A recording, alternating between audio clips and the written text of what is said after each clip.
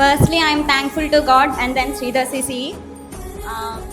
నాకు తెలిసినంత వరకు టు అచీవ్ సంథింగ్ బిగ్ మన హార్డ్ వర్క్, మన కన్సిస్టెన్సీ, పేషెన్స్ ఇవన్నీ ఎంత ఇంపార్టెంటో అంతకంటే కరెక్ట్ గైడెన్స్, గుడ్ మెంటర్ చాలా ఇంపార్టెంట్. నా గ్రాడ్యుయేషన్ 2024లో కంప్లీట్ అయింది.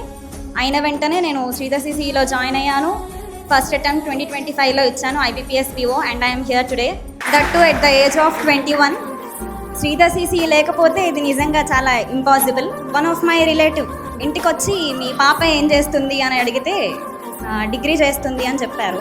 అతను అన్నారంట జస్ట్ డిగ్రీ అని అన్నారు. సో నేను ఆన్సర్ చెప్దాం అనుకుంటున్నా, జస్ట్ డిగ్రీ కాదు, జస్ట్ 21 అని, దట్ 1 lakh పర్ మంత్ అని.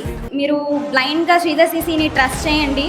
ఈ టెలిగ్రామ్ గ్రూప్స్లో జనరల్గా ఓపెన్ చేస్తే చూస్తూ ఉంటాను, ఆ పీడిఎఫ్ ఈ పీడిఎఫ్ అవి చూస్తే నాకు భయం వేసేది, నేనేమైనా చదవట్లేదా అని చెప్పి.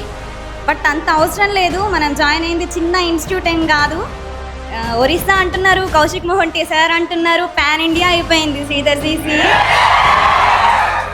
సో బ్లైండ్గా ట్రస్ట్ చేయండి, కాన్ఫిడెంట్గా ఉండండి, హార్డ్ వర్క్ చేయండి. ఖచ్చితంగా మీరు అందరూ కూడా ఇట్లా జాబ్ తెచ్చుకొని రావాలని నేను మనస్ఫూర్తిగా కోరుకుంటాను. So SIT here today with courage and stand here tomorrow with confidence. Thank you.